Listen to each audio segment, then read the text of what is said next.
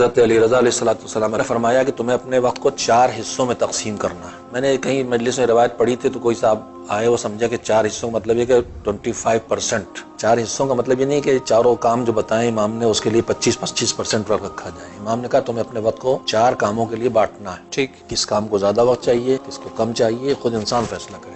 امام نے فرمایا کہ پہلا وقت تم کو اس لیے چاہیے کہ تم کو کسی نے پیدا کیا ہے تو تمہارا حاکم ہے، ایک وقت اس کے اور اپنے درمیان رابطے کے لیے چاہیے۔ سبحان اللہ۔ دوسرا وقت اس لیے نکالو کہ تم اکیلے رہنے نہیں آئے ہو، تم دوسری مخلوقات کے درمیان، انسانوں کے درمیان ہو، کائنات میں ہو، جو دوسرے لوگ ہیں ان سے مل جل کے تمہیں رہنا ہے، لہذا ان سے ملنے جلنے کا، ان سے رابطے کا وقت تمہیں نکالنا ہوگا۔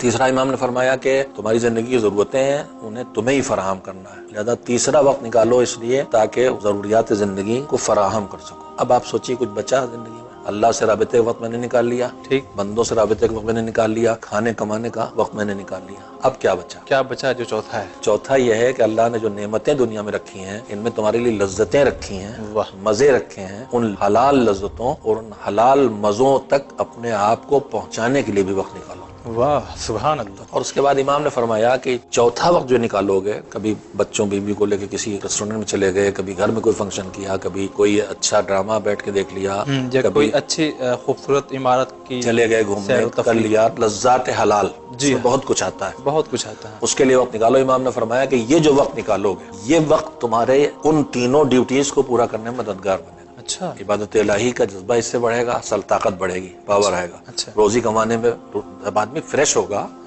تو پھر روزی بھی اچھی کمائے گا، لوگوں سے خوش مزاجی بھی ہوگی، چڑچڑا نہیں ہوگا۔